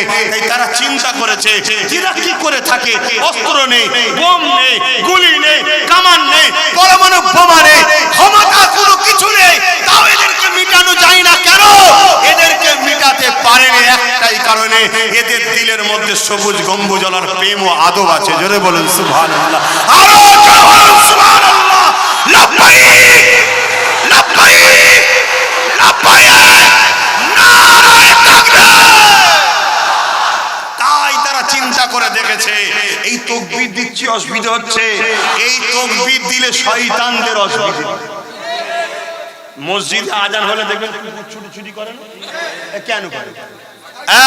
দেখতে পায় যত বড় শয়তান থাকে, জিন দুষ্টু থাকে, সব ছুটোছুটি করে। মানুষ দেখতে পায় না, অবলা পশুগুলো দেখতে পায়, তাদের বিভৎস চেহারা দেখে তারা চিৎকার চেঁচামেচি করে। তাই আমরা তাকবীর দিলে অনেকে বলে যে সব ঠিক আছে, এত তাকবীর দেয় কেন, এত তাকবীর, কষ্ট হয় না? মসজিদে গ্রামের মোড়ে মোড়ে বালা আছে না, মানুষ মরে যাচ্ছে, গ্রাম গ্রাম মানুষ মরে যাচ্ছে, রোগ বেড়ে যাচ্ছে। বালা, বালা বলে, কি বলে? বালা। এই বালা যদি গ্রাম থেকে এলাকা থেকে তাড়াতে চান, মোড়ে মোড়ে দাঁড়িয়ে আল্লাহর নামের ভবনের আওয়াজ দেবেন, তাকবীর দেবেন, কথা বুঝে আসছে, বালা পালাবে। জোরে বলুন সুবহানাল্লাহ। কোন জায়গায় আপনারা 2-4 চারজন, ঘিরে ফেলেছে বালা অনেক কজন। বাঁচার উপায় হলো জান খুলে তাকবীর দেন। এই আওয়াজে এমন একটা পাওয়ার আছে, সামনের বালার দিলটায় আঘাত দেয়, ও দুর্বল হয়ে যায়। জোরে বলুন সুবহানাল্লাহ। তাই আমাদের থেকে তাকবীর তাবলীগ কি বলে, তাকবীরকেও ঘোরাবার একটা প্ল্যান চলছে না, চলে না? এই মুসলমান একদল মুসলমান করছে না, করে না? ঠিক আছে, তাকবীর দিবার কি দরকার, এটা প্ল্যান। কেন বালারাই পাঠিয়েছে। এই কথা বুঝছেন না? বুঝেন আমার কথা, বুঝেন না? বোঝেন না? বালাই পিছনে আছে, অর্থ দিয়ে পাঠিয়েছে। আগে আমায় দুর্বল করবে, তারপরে বালা এসে ধরবে। কথা মাথায় ঢুকছে? তাই আমরা নবীর গোলাম, নবীর প্রেমিকদের ঘরে একদম তৈরি করে রেখে যাচ্ছি, বালা যাতে আশপাশে না আসে। এটা কি ভুল করছি নাকি? এই এলাকায় আশপাশ যা আছে দেখেছেন, এই তাকবীরের আওয়াজে সব বালা পালিয়ে যাচ্ছে। আর এটা গল্প বলছি না, হাকিকাত বলছি। আপনি কি হাসি ভাবে লিখছেন নাকি? না, সিরিয়াস গল্প বলছি না। তাহলে আমার রাসূল পাক সাল্লাল্লাহু আলাইহি ওয়াসাল্লামকে নিয়ে আমাদেরই ঘরের মুসলিম দাবিদার, দাড়িওয়ালা টুপিওয়ালা একদল মানবরূপী পশু আছে না? না, তারা তো আমার হুজুরকে ছোট করে। তাদের বিরুদ্ধে আন্দোলন করবে কে? কথা বলে। তারা বলে বলেই তো কিছু মূর্খ মানবরূপী পশু আবার এই কথাগুলো গেলে ঘুরিয়ে বলে। কি নিজের ছেলে যখন মসজিদে গিয়ে পিশাব করে দেয়, তখন বলবে ঠিক আছে, অসুবিধা নেই। আর অন্যের ছেলে পিশাব করলেই মার। এটা কোথাকার ইনসাফ ভাই? এটা কোথাকার ইনসাফ? পবিত্র মসজিদ পবিত্র, আমার ছেলের কাছে পবিত্র, সবার কাছে পবিত্র। যে বিয়াদবি করবে তার বিরুদ্ধে সংগ্রাম হবে। এই আমার কথা ভুল হচ্ছে? খুব ভালো ধরে বুঝুন, মুনাফিক ছিল, মুনাফিক ছিল। বারবার বলছি, ওয়াজ আল্লাহ করে অনেক হচ্ছে, একটু ভালোভাবে বুঝুন।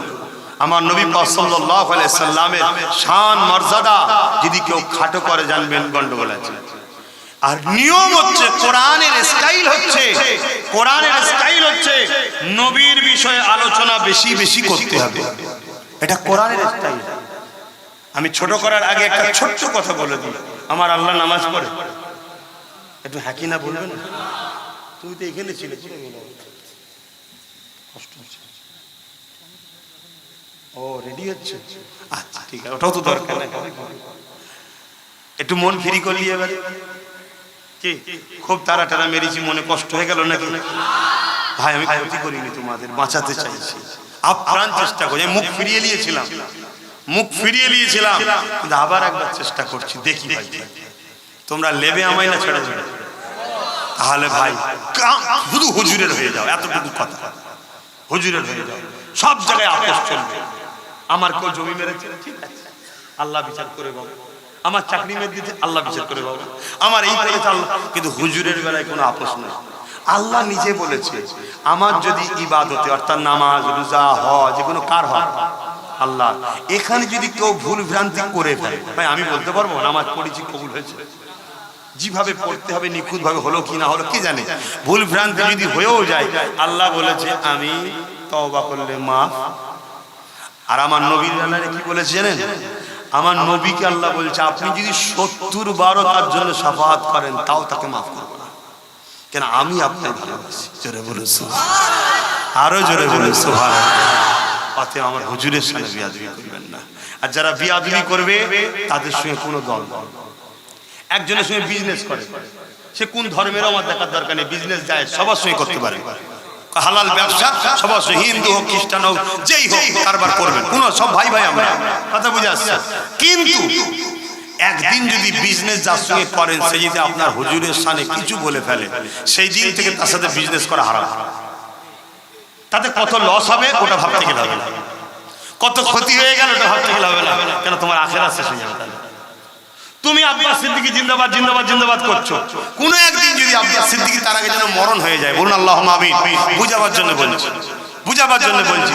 কোন একদিন যদি, আমি আমার লেখি করে বলি বলেন না, তারপরেও তো বুঝাবার জন্য বলছি, কোন একজনকে তুমি মহব্বত করো, হুজুর হুজুর করছো, মৌলানা মৌলানা করছো, ইমাম ইমাম করছো, মুফতি মুফতি করছো, ঠিক আছে, তাকবীর দিচ্ছ, ভালোবাসতো মুফতি সাহেব ইমাম সাহেব, কেন ভালোবাসবে? তারা তো আলেম, তো তারা তো নবীর দিনের উলামা খাদেম, তো কেন ভালোবাসবে না?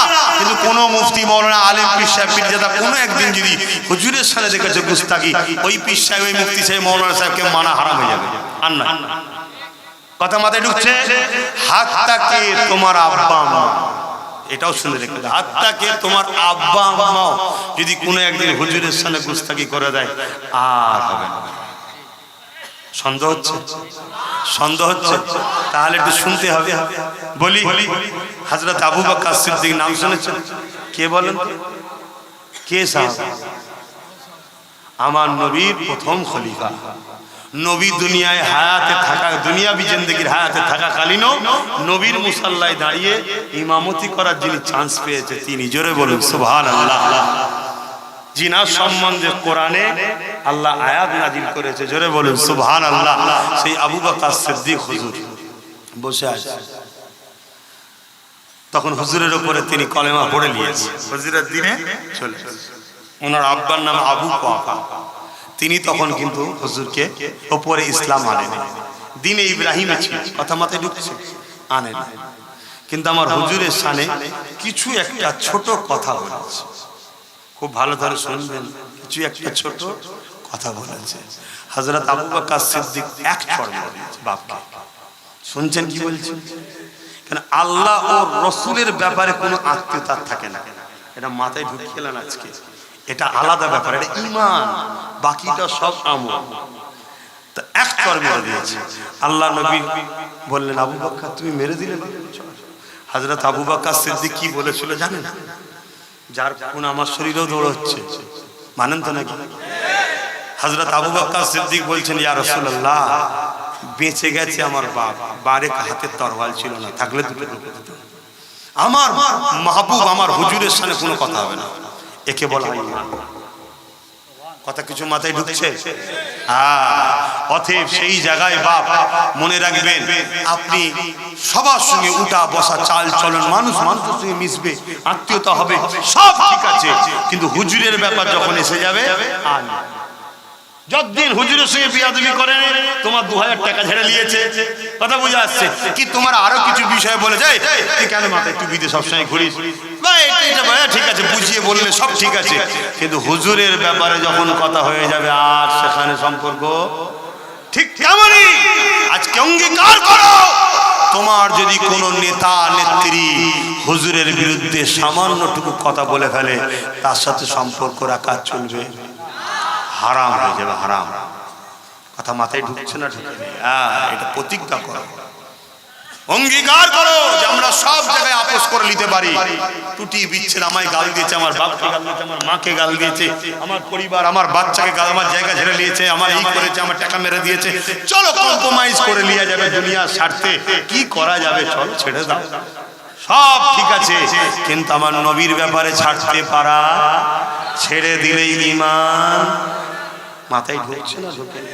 তাহলে আজকে আমার রাসূল পাক সাল্লাল্লাহু আলাইহি ওয়াসাল্লামের বিষয়ে কেউ যদি বলে যে নবী আমাদের মতো মানুষ ছিলেন, তিনিও কখনো কখনো ভুলে যেতেন, এসব কথা মানা যাবে? আর যদি কেউ বলে তাদের সঙ্গে দল করা যাবে? কেউ যদি বলে আমার রাসূল পাক সাল্লাল্লাহু আলাইহি ওয়াসাল্লামের নিরক্ষর ছিল, লেখাপড়া জানতেন না, এ কথা মানা যাবে? হায় হায় হায়, কি বলতে চাইছে, কি বলতে চাইছে? আল্লাহ নবী পৃথিবীর কারো কাছ থেকে শেখেনি, জোরে বলুন সুবহানাল্লাহ। আমার নবী পাকের মুজিজা এটা, পৃথিবীর কারো ক্ষমতা নেই আমার নবী পাককে শিখাবে। আমার নবী পাক না এলে যিনি নবীও হতেন না, আসতেন না। হযরত ঈসা রুহুল্লাহকে তিনার আম্মা জান যখন এমন করে একটা উস্তাদের কাছে শিখতে পাঠিয়েছে, ঈসা নবীকে শিখতে পাঠিয়েছে, ঈসা নবীকে একটা অক্ষর বলছে, এটা পড়ো। ঈসা নবী জিজ্ঞেস করছে এই অক্ষরের মানেটা বলতে হবে, কথা বুঝে আসছে? সে মৌলী সাহেব বলতে পারে। ঈসা নবী তখন শিশু, একটা একটা করে অক্ষর ভেঙে ভেঙে ভেঙে ভেঙে সব মানে বলে দিচ্ছে। মৌলানা সাহেব হাত ধরে ঈসা নবীর আম্মার কাছে দিয়ে গেছে, বলছে ইনাকে আমি শিখাতে পারবো, তো দুনিয়াকে শিখাতে আসছে, জোরে বলুন সুবহানাল্লাহ। তো ঈসা নবীর নবীকে, ও ঈসা নবী শিখেছে আর আমার নবী শিখেছে। ঈসা নবী দুনিয়ার কারো কাছ থেকে শিখছে না, কথা মাথায় ঢুকছে না? ঢুকে।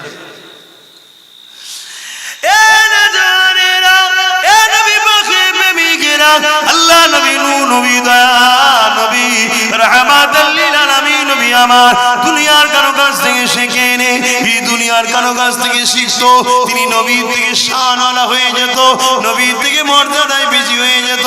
আল্লাহ নবীকে আমার আল্লাহ পাক শিক্ষা দিয়েছে। আল্লাহ কোরআনে জানাচ্ছে, হাবিব আপনি যা জানেন না আমি আল্লাহ পাক তা সব কিছু শিখিয়ে দিয়েছি।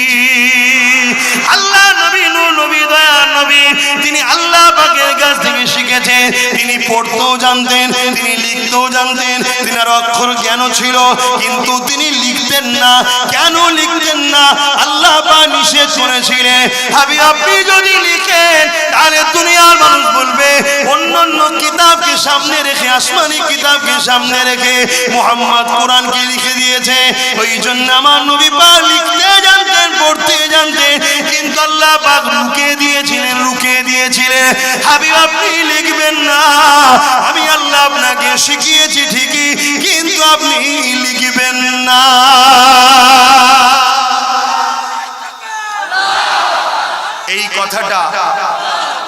এই কথাটা হুজুরের শানে শানওয়ালা হলো না ছোট করা হলো? আর যদি ওইভাবে না বলে বলা হয় হুজুর মূর্খ ছিলেন, পড়তে জানতেন না, লিখতে জানতেন না, এটা হুজুরকে বাড়ানো হলো না ছোট করা হলো? কি যে চলছে সমাজে, হায় হায় রে!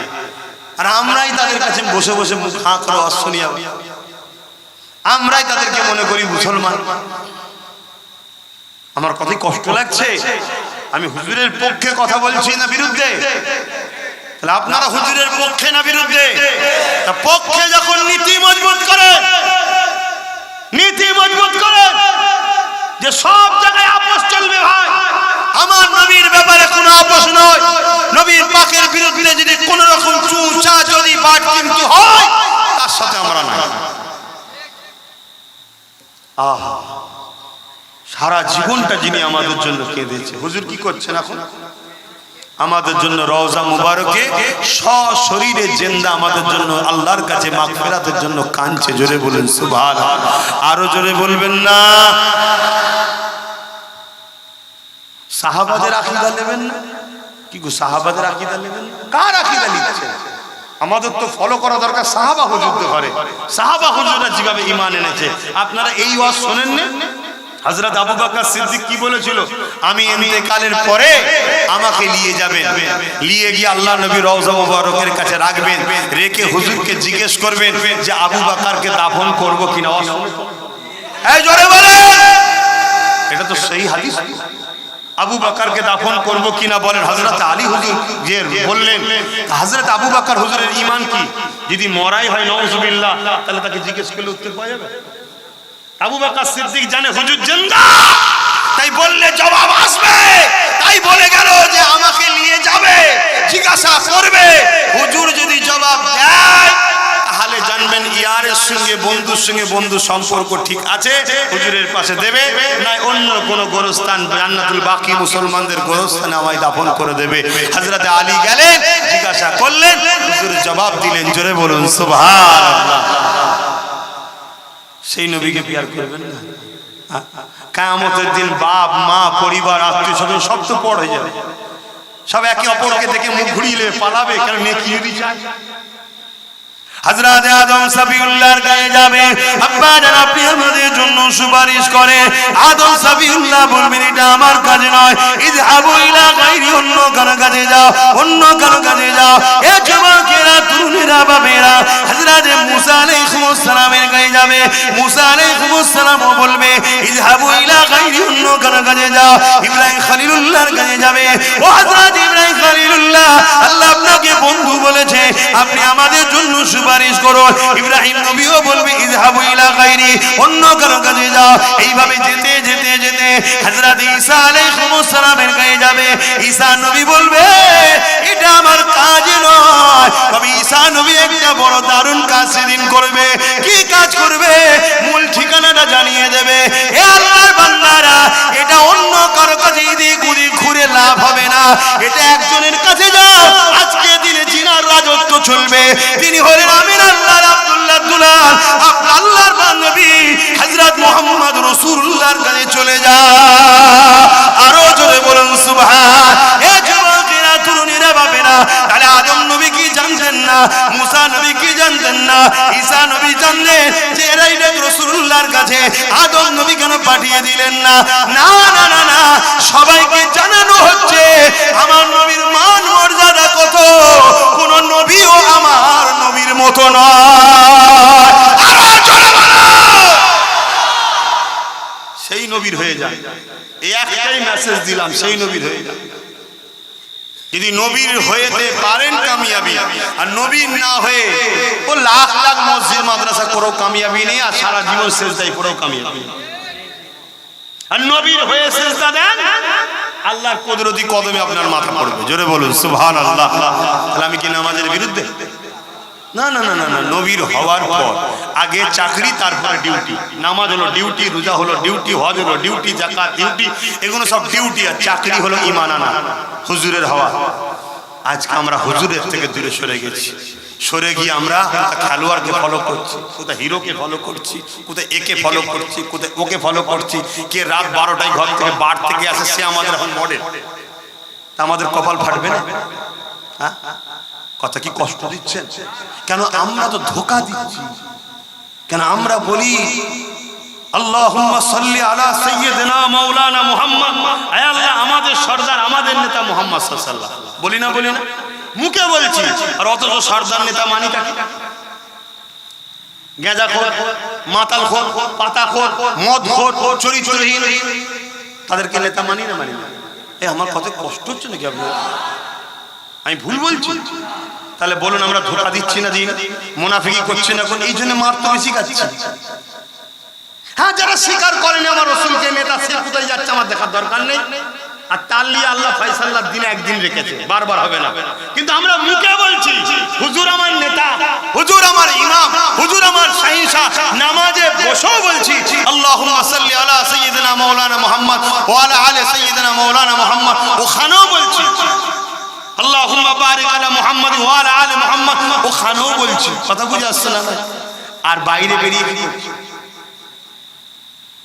আপনাদের মনে হচ্ছে কষ্ট হচ্ছে, মনে দুঃখ হচ্ছে, তাহলে পরিবর্তন হতে হবে না? হবে না? বলো ইনশাআল্লাহ। আল্লাহর কাছে বলো, আয় আল্লাহ আপনি আমাদেরকে আপনার নূর নবীর খাতিরে হেদায়েত করে দেন। আমাদের দিলে আপনার প্রেম, আপনার নূর নবীর প্রেম ভরিয়ে দেন। আল্লাহ আপনি আমাদেরকে বাঁচান। বলুন আমিন, বলুন আমিন। আল্লাহ ছেলেগুলো পরিবর্তন হতে চাইছে, আপনি সাহায্য করেন, এদেরকে খাস সাহায্য করেন। আর মনে রাখবে, আমাদের মতো যারা উলামারা নবীর হয়ে কথা বলে, আমাদেরকে টার্গেট করা হয়, আমাদেরকে টার্গেট করা হয়। আমরা কিছু ভুল বলবো না, তাও টার্গেট করা হবে। কেন? দুনিয়া তোমাদের ঘরে নবী থেকে সরাতে চাইছে, আমরা তোমাদেরকে নবীর সঙ্গে জুড়তে চাইছি। এটাই আমাদের। আসুন, আর কথা নয়, হুজুরকে সালাম দেবো। ইয়া নবী সালাম।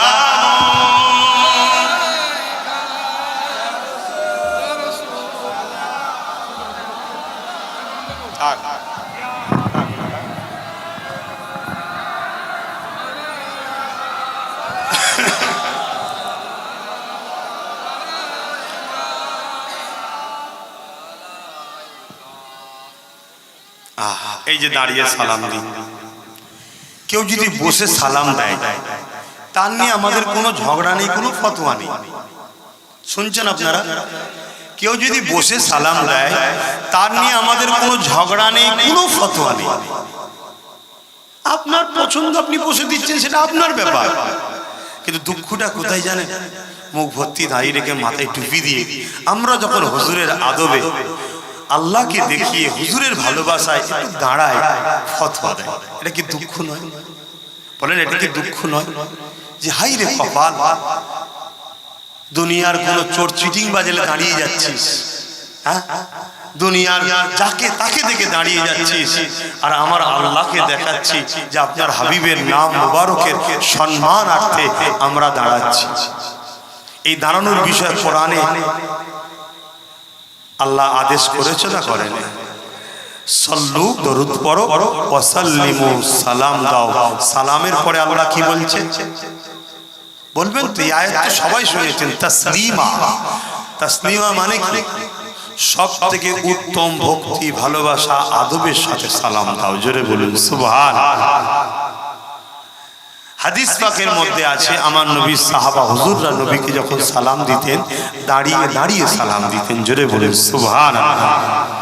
আমার কিছু ভাইদের এই ছোট ছোট ভুলের কারণে আজকে আমার নবীকে অনেক সাধারণ আম ঘরের ছেলেরা আজকে সম্মান করা ভুলে যাচ্ছে।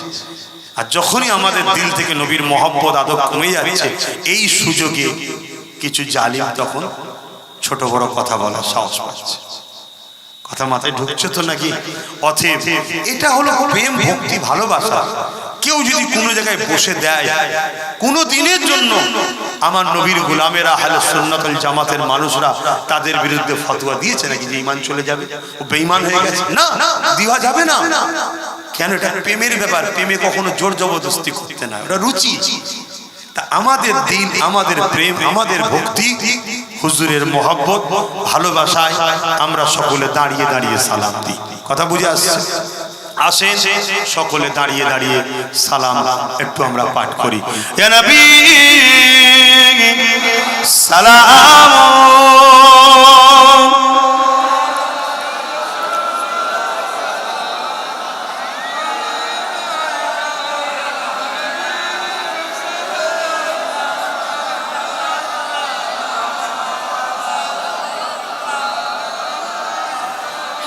কঠিন হাসরের দিনে কি আছে মোদের কপালে, গুনাহগার উম্মাহ আতো আপনার লইবেন সঙ্গে মাহশরে। নবী সালাম ইয়া রাসূল সালাম ইয়া হাবিব।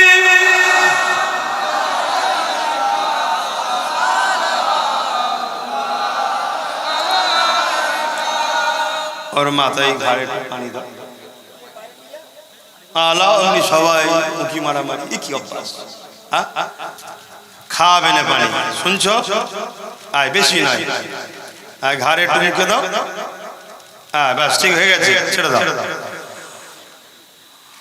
কঠিন হাসরের দিনে কি আছে মোদের কপালে, গুনাহগার উম্মাহ আতো আপনার লইবেন সঙ্গে মাহশরে। নবী সালাম